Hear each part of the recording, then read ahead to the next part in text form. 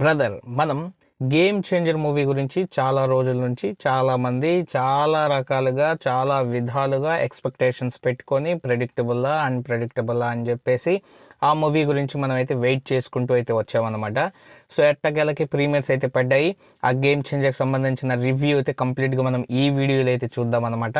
So రివ్యూని చూసే ముందు మా ఛానల్ కొత్త అయితే ఆబ్వియస్లీ చాలామంది కొత్త ఉంటారు, మా ఛానల్ సబ్స్క్రైబ్ చేసుకున్న సపోర్ట్ అయితే చేయండి. వీడియో నచ్చినట్లయితే ఖచ్చితంగా లైక్ అయితే చేసి మమ్మల్ని సపోర్ట్ అయితే చేయండి ఫ్రెండ్స్. సో ఫస్ట్ వచ్చేసి గేమ్ చేంజర్ ఫస్ట్ నుంచి మనం చూస్తున్నది టీజర్ కావచ్చు, ట్రైలర్ కావచ్చు, చాలా షేడ్స్ ఉన్న క్యారెక్టరైజేషన్స్ మనకైతే మన రామ్ చరణ్ నాకైతే కనిపిస్తున్నాయి. సో అలాగే ఈ గేమ్ చేంజర్లో ఐఏఎస్గా ఐపీఎస్గా ఒక ఉద్యమ నాయకుడుగా ఒక రైతులాగా సో మరిన్ని షేడ్స్ అంటే మనకి సాంగ్స్లో కావచ్చు, అలాగే మనకి కొన్ని సీన్స్లో కావచ్చు ఆ లుక్స్ గెటప్స్ అయితే డిఫరెంట్గా అయితే ఉన్నాయన్నమాట. ప్రతి షేడ్ని ఈయన కాపాడుకుంటూ అయితే వచ్చాడు. ఆయన పర్ఫార్మెన్స్ ప్రతి షేడ్లో వేరియేషన్ అయితే చూపించారనమాట.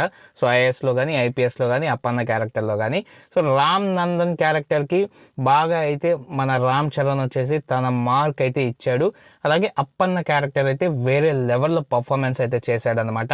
సో ఈ అప్పన్న క్యారెక్టర్ ఏదైతే ఉందో ఆ క్యారెక్టర్ అనేది చాలా ఏళ్ళు ఖచ్చితంగా గుర్తయితే ఉంటుంది. మన రామ్ చరణ్ అన్న పర్ఫార్మెన్స్ ఆ రేంజ్లో అయితే ఉంది. అప్పన్నకి జోడీగా చేసిన అంజలి క్యారెక్టర్ కూడా ఎక్సలెంట్గా అయితే ఉంది.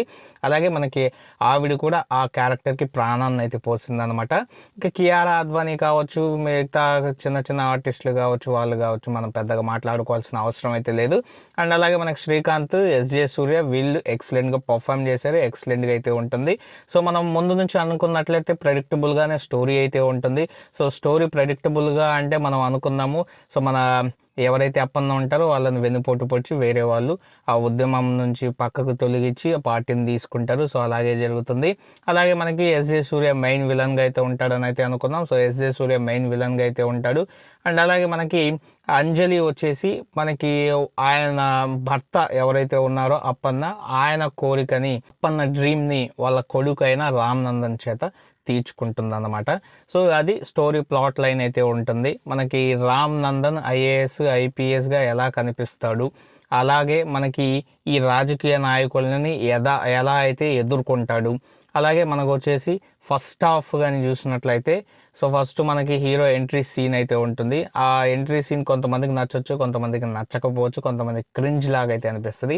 ఆ తర్వాత మనకి హీరోయిన్తో కొన్ని సీన్స్ అయితే ఉంటాయి అన్నమాట. అవి కొంచెం బోర్ అండ్ ల్యాగ్గా అయితే ఉంటాయి.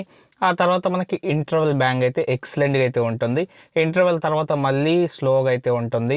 ఆ తర్వాత మళ్ళీ మనకి క్లైమాక్స్ ప్రీ క్లైమాక్స్ బాగా అయితే ఉంటాయి అన్నమాట. సో మనకి ఈ సినిమా ఏదైతే ఉందో అది వచ్చేసి మనం ప్రెడిక్ట్ చేసేటట్లయితే ఉంటుంది. ఎక్కడ కానీ పెద్ద ట్విస్ట్లు అయితే ఉండవు, కానీ కంప్లీట్ బోర్గా అయితే ఉండదు అనమాట. సో మనం ఆల్రెడీ శంకర్ మూవీస్ వచ్చేసి చాలా అయితే చూసేసాం. ఆ టెంప్లెట్లోనే ఈ మూవీ కూడా ఉంటుంది అని ముందు కూడా చెప్పుకుందాం. ఇప్పుడు కూడా అదే అయితే జరిగిందనమాట. స్క్రీన్ ప్లే పర్వాలేదు.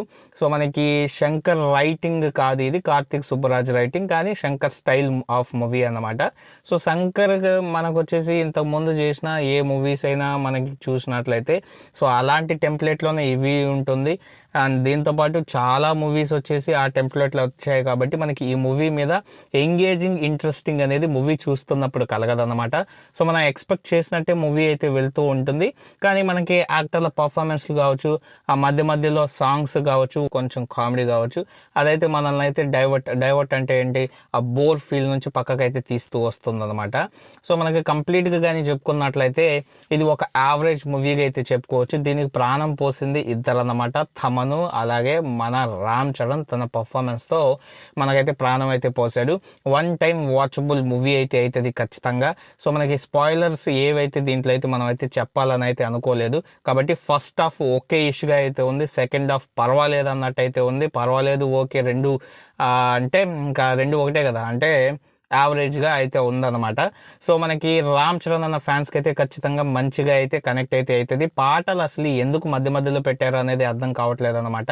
సో ఆ పాటలకి ఎందుకు అంత ఖర్చు పెట్టారో కూడా అయితే అర్థం అయితే కావట్లేదు. విజువల్గా కూడా అంత బెటర్ మూవీ అయితే కాదు.